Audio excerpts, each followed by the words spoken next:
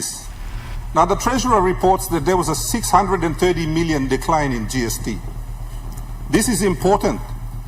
In the same report where our Treasurer says that there's been economic growth, there is a significant decline in GST collections.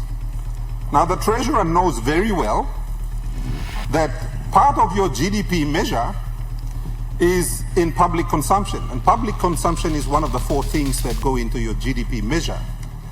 The best measure of your consumption of goods and services is GST.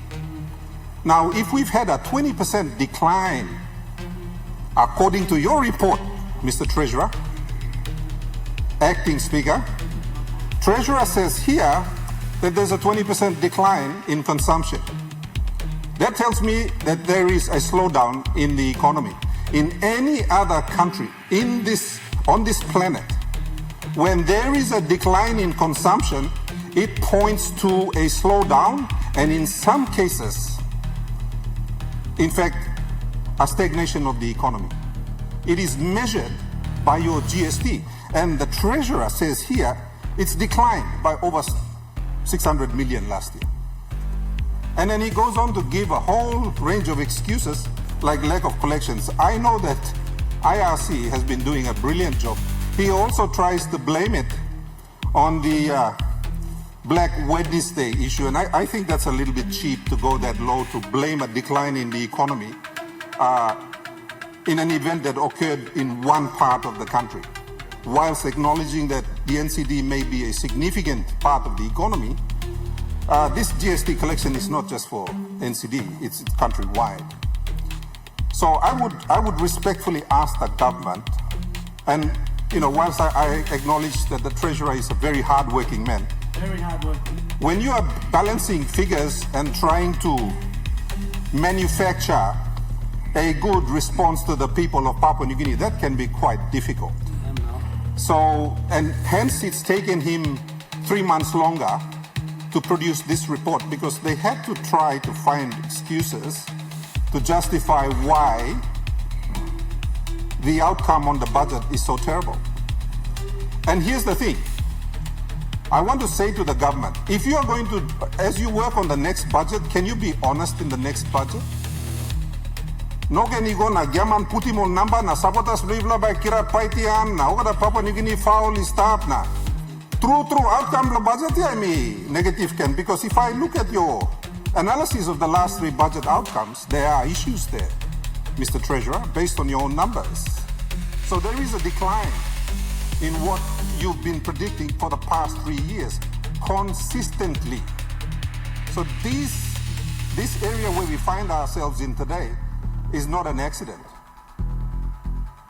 We've been arriving. All of the actions that have been going on in government over the past 6 years has now beat us in the proverbials. I'm Mr. Mr. Acting Speaker. Also, no, like hurry up now. Only no like more leaders from Papua New Guinea by reading good this report, na you stand up na debate good. Because they don't want the leaders to take a look at this document.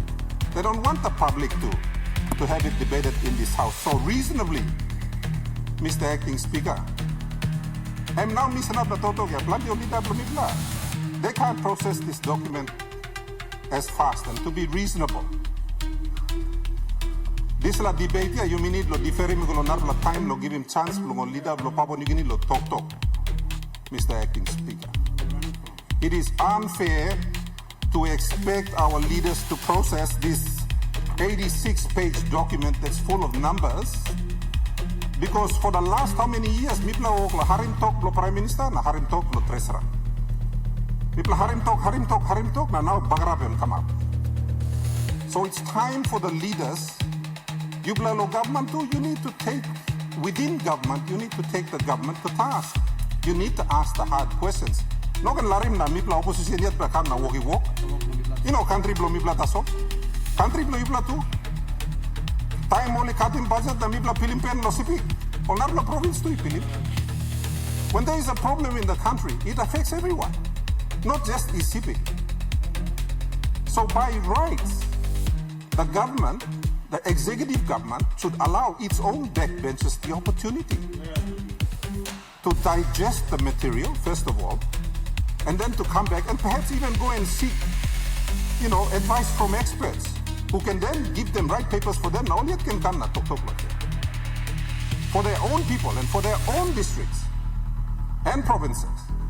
So that is my appeal in this debate to you, Acting Speaker, that if no one else can debate this, because it is a difficult piece of presentation, and I understand that, then I request humbly that you defer the debate to a subsequent sitting. Thank you, Mr. Acting Speaker.